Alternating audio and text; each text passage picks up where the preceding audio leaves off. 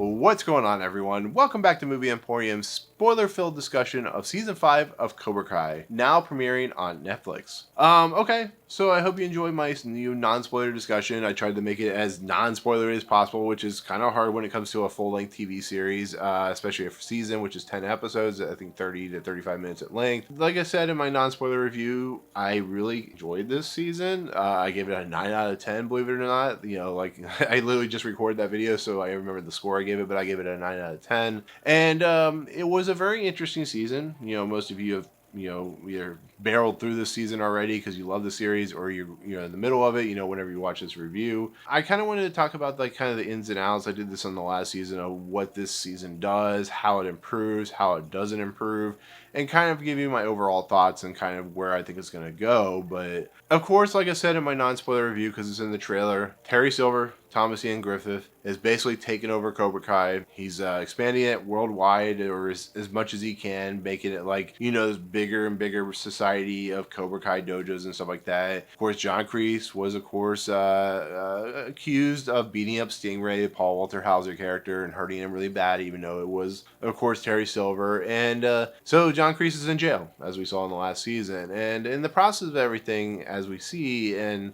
what we see from the very beginning, is Terry Silver, like I said, is putting out videos, he's putting out trailers, he's putting out all kinds of things to get people into his dojo to, be part of the society. And of course, Daniel LaRusso has brought Chosen over from Okinawa to, in essence, basically take down Terry Silver and to put the kind of stop to Cobra Kai, which of course is what Daniel LaRusso has kind of been trying to do ever since Johnny Lawrence brought it back in the first season. And throughout the entire season, we see Terry Silver basically just kind of what I would call the end boss. He's like the super powered guy that gets the upper hand of everyone. He's always one step ahead of everyone. He eventually brings some people that we see flashbacks of this one woman that is part of her, basically Terry Silver and John Kreese's training, their master. It's his daughter. He brings her over, and they kind of teach Cobra Kai and stuff like that with a bunch of goons, which are straight out of like a video game. It's really much like a video game type situation when it comes to a series. But basically, this whole thing is, in essence, is Daniel LaRusso basically, I guess, learning a little bit from, his past endeavors between Johnny Lawrence and himself, and of course John Kreese. He's starting to doubt whether, he should even be involved anymore. Maybe it's time to let Terry Silver just do what he needs to do. But of course he has Chosen, who of course is in Karate Kid Part 2, and Chosen's an individual who has learned life lessons. He's learned from being banned from the village. He's learned from his time, kind of concentrating on himself. He's become a much, much better person. And in the process, that relationship between him and Daniel that we saw in the third season has very much kind of just, blossomed into kind of a friend-like relationship, or a sensei versus sensei relationship and stuff like that. And basically, that's a lot of what this season is about Daniel LaRusso kind of taking a step back, maybe deciding that maybe his family is more important than karate. But in the end, as we see, and of course we see the brought back of course Mike Barnes, who was in the third movie, who of course is now owns like a I love it, he's mistakenly thought of as a guy who's like a muscle, I guess, you a lot of respects because of what happened between him and Daniel. But he owns a mattress store, I guess you could say. And basically, in the process of everything, trying to not only take a step back, but maybe try and stop, of course, Terry Silver's character. I really like that there is a regret for Mike Barnes about what he did. This is what I love about the series, is all these bad guys at some point in their life, especially John Kreese and Terry Silver, were basically manipulated in their thoughts and thinking. That's why, if you think about what happens in the first movie, you think about what happens in the second movie, you even think about what happened in the third movie, for better or worse, Terry Silver and John Kreese, and to an extent, Chosen's, I think it's his uncle, I apologize, it's been a while since I've seen Karate Kid Part 2, but the person he was working under, basically have come to the conclusion what they did was a mistake, and they're trying to correct that mistake. And the thing about Johnny Lawrence's character, I'm all over the place, that I really love about his character is he's still like that badass, that kind of one-minded character, and he's reminded of that a lot in the season with the idea of him becoming an Uber driver, which I think is absolutely hilarious in what he does. But they progress his character into a much more mature individual when he finds out that he and Carmen are going to have a baby, which is a little soap opera-ish, little kind of goofy in a lot of respects because of course they're gonna bring a baby in and stuff like that.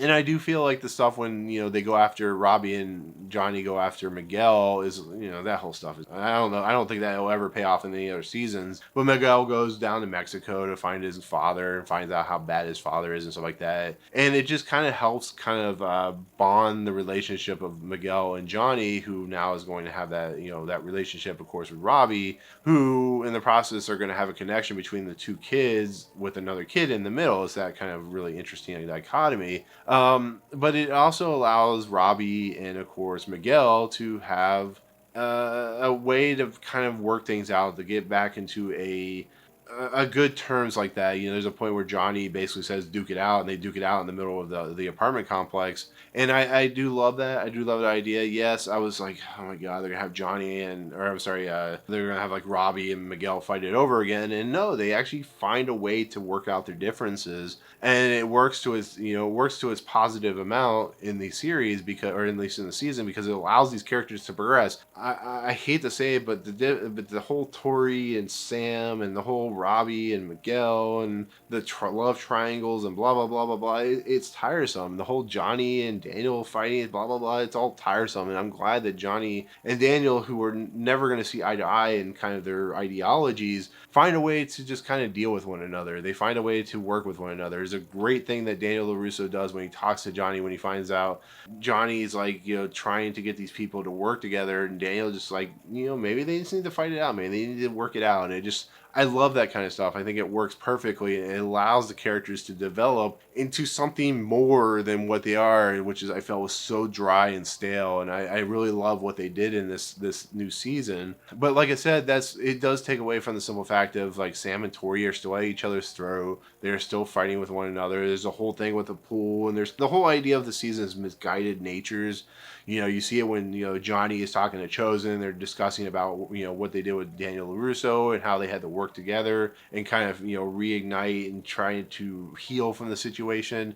The idea of like Hawk and Dimitri and that whole situation, how everybody, it's really interesting to go into those depths of like how torturous and how crazy John Kreese and Terry Silver and all these characters were back in the day. For instance, Robin, I think is her name, who was in Karate Kid Part 3, which I'll talk about that in a second, comes back and just talks, about the whole situation at hand. And I love the idea of like trying to come to terms with the idea of just like, there's some people that are just bad in the world. I actually thought that maybe there was going to be some interesting turns with Terry Silver's character last season, but they just turned him into a bad guy again, which is, it's fine. You need like that heavy John Kreese is in jails, and what they do with Terry Silver and the idea of him trying to expand. We find out later on some stuff, which I'll talk about in a second, of why he's doing what he's doing. But I really did like that. I really like that they were trying to move past all this nonsense that I was getting so tired of. And I know people like that and stuff like that, but they were moving past that whole nonsense, and it leads to some interesting conversations. What Terry Silver's, he even tries to manipulate Amanda, LaRusso's wife, and it doesn't, Daniel gets like caught up in the craziness. He's like, sometimes his brain is just going too far, and I love the kind of consequences of those actions because it proves that Terry Silver is always one step ahead and stuff like that. And even Chosen's like, he's trying to center Daniel LaRusso's character, and I just love that even though Daniel is the main character outside of Johnny Lawrence, because it is called Cobra Kai, that Daniel and Johnny have different things going on, because like I said, Johnny's getting ready to have a kid. Daniel Russo's dealing not only with his home life, his son and his daughter. They're dealing with their own problems with Cobra Kai and stuff like that, and all that kind of stuff. It really works a lot better than I ever thought it would, which I was really kind of excited by. But then the Tori stuff, the whole thing that she's dealing with the simple fact that she found out that Terry Silver paid off the ref for her to win, which puts a lot of guilt into her process. But the thing that kind of comes out of nowhere, or maybe it really doesn't, maybe it's kind of makes sense, is Tori is working with John Kreese, which I actually thought she was his granddaughter for a second. Maybe I'm wrong in that. I don't know. But anyway, she's working with him to try and take down Terry Silver because of what happened with John Kreese. And of course, John Kreese is in jail. He's basically going, there's the stuff that happens with John Kreese is just, it's basically in motion for him to get out of jail, to be basically the bad guy in the 5th season, all that good stuff. So that's where his character kind of leads John Kreese's character. He escapes, and by doing the whole Hannibal Lecter thing where they think he's dead, but it's just really a Jello pack and stuff like that. And there's a whole moment where Johnny and Daniel go visit him, and they kind of con him into information about Terry Silver and stuff like that. It's it is what it is, and you can tell John Kreese is going to come back, as you see at the very end. It's going to be a whole big thing, because at this point you're kind of just having to kind of re put in characters here, re-put in characters there. It's kind of a recycling of situations and stuff like that. So, but Tori is very guilt-ridden in this season. She's having to deal with keeping undercover at Cobra Kai to kind of put things in motion with John Kreese. The idea that she kind of comes clean to Samantha and tries to somehow work in kind of unison and stuff like that. She has to deal with, of course, Robbie's character and that whole situation. And I think, like I said in the last season, I think Tori is a character that's kind of progressed in some really interesting ways. She's a character that's dealing with a lot of stuff in her, in her home life with her, situation. I think it was with her mom or something like that, who's really sick. She's, somebody who doesn't really have very much stability. She was put into this scenario with John Kreese, and Robbie seems to be the anchor point for her, and it really kind of works out at the end because they kind of get back together, which is a little cheesy and very, what it is, kind of the Samantha and of course Miguel get back together even though they broke up. It's it is what it is. But like I said, once again, Tori really has a nice arc where she's doing things in order to help John Kreese, but it kind of works out that she is basically needing to not necessarily come to the good side, but kind of realize her situation and situational problem that I really found kind of fascinating. Like I said, it's her character and what the actress has done in the last couple seasons that's really helped her along in a lot of progression. So I really enjoyed that as well. And then of course you have Kenny Payne and what he's dealing with. He's very misguided. Like I said, it's all about misguidedness and stuff like that. And Robbie's trying to bring him over to the good side, but he's very angry and he's become a bully, which he was bullied on by Anthony LaRusso's character. And Anthony has turned a leaf, and he's starting to train as a karate and train in karate, kind of defend himself. And I like at the end, we'll talk about why I like what his character ends up doing, but his character was one of those characters where I just felt like they turned him into a bad guy really quickly. But if you have no outlet, your father is overseas, your brother's in jail, sometimes you feel like you have somebody at your side, for instance Terry Silver, and Terry Silver's trying to position him as kind of the leader of everybody by using his kind of self-loneliness, I guess you could say, against him, and he's using that towards his eventual end with what he's planning. And you see that with Paul Walter Hauser's character with Stingray, where Stingray was badly beaten, and he was actually basically Terry Silver offered him, as long as he puts John Kreese in jail by lying to the testimony,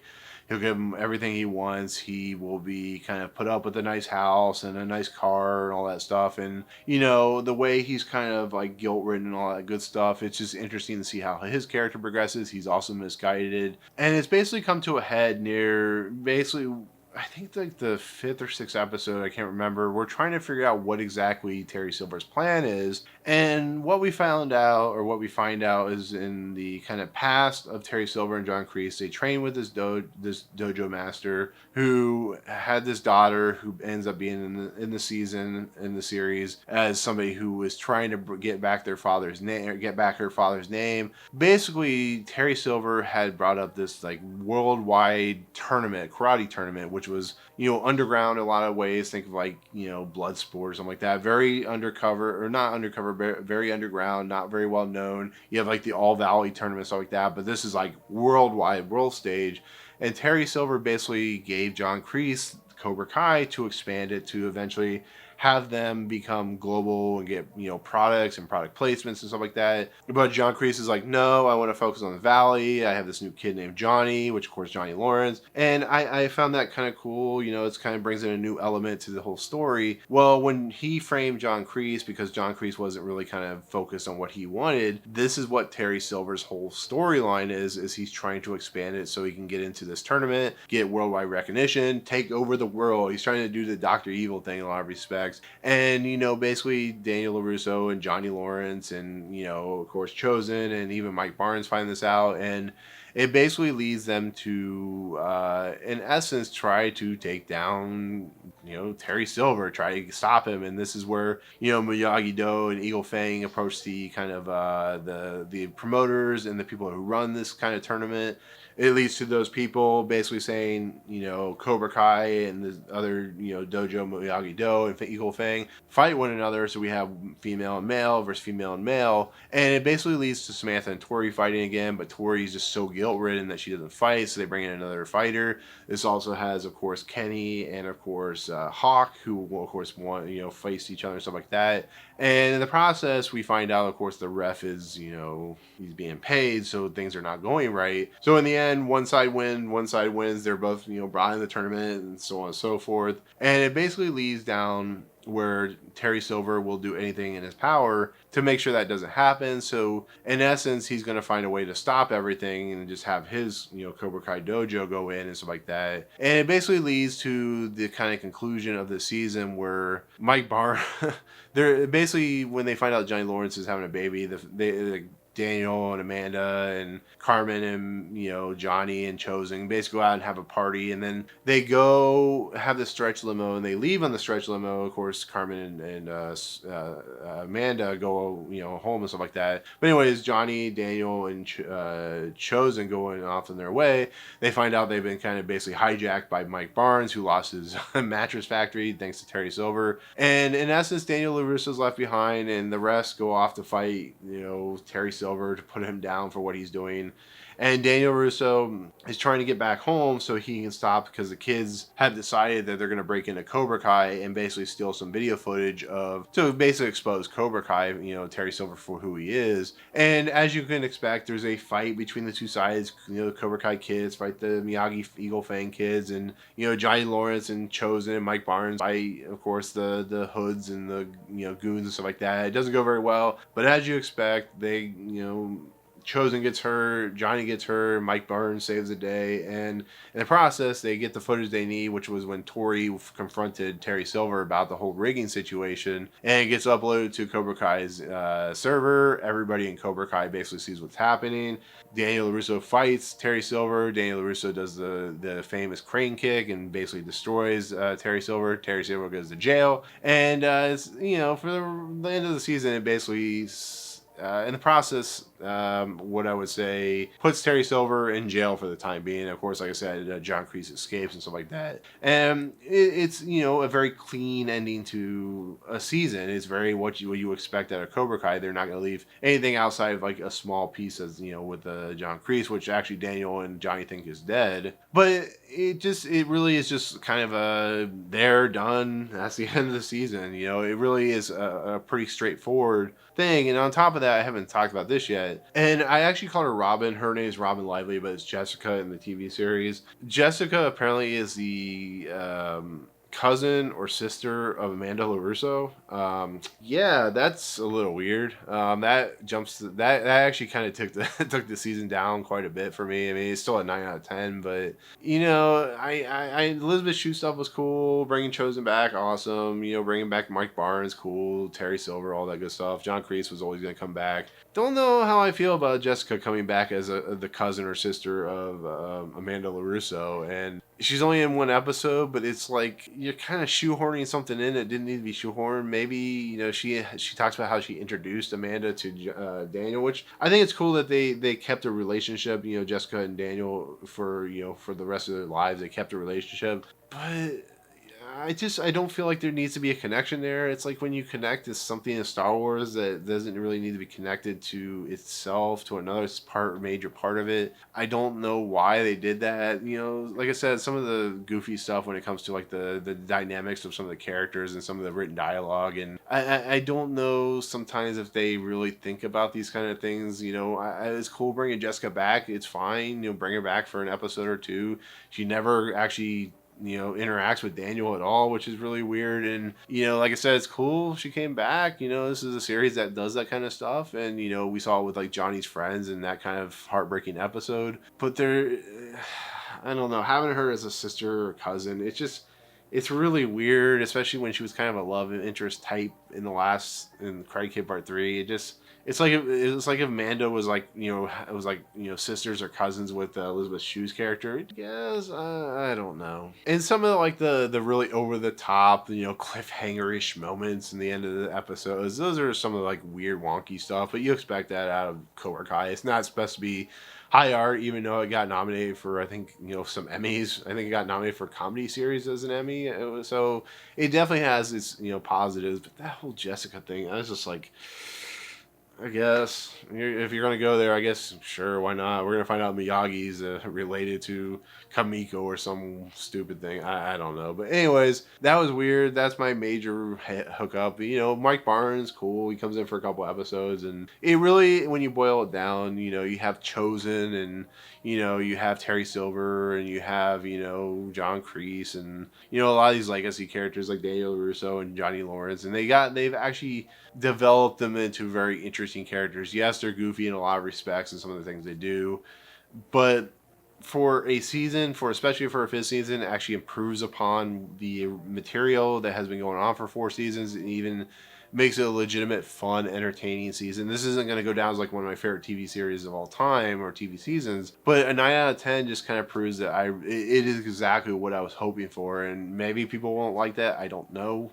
But for somebody like myself who was not really hopeful for the season, I was pretty surprised. So that's kind of where I'll leave it, to be fairly honest. But overall, it is a 9 out of 10. It is a very much a fun, entertaining, actually does some interesting dimensional stuff with these characters. And even though it does, go back on the tropes, it is definitely worth a watch. So that's kind of where I'll leave it with the spoiler talk. Like I said, John Kreese is somewhere out in the ether because you see him walk out. You don't know what his character's going to do in the next season, but he's going to be back. And hopefully it doesn't go back to the All Valley tournament. So we'll see what happens if they go back to that really big tournament, if they use that somehow in the next season, which that'd be cool. I'll deal with that. That's fine. But please don't go back to the All Valley tournament. You've done that 4 seasons now. It was cool. You had the rigging stuff, but it's just But with that said, that is going to be my overall take on the spoiler-filled version of Netflix's Cobra Kai Season 5. In the comments below, as I always say, let me know what you think of the season. What do you think of the different twists and turns? What did you think was the best? What do you think was not the best?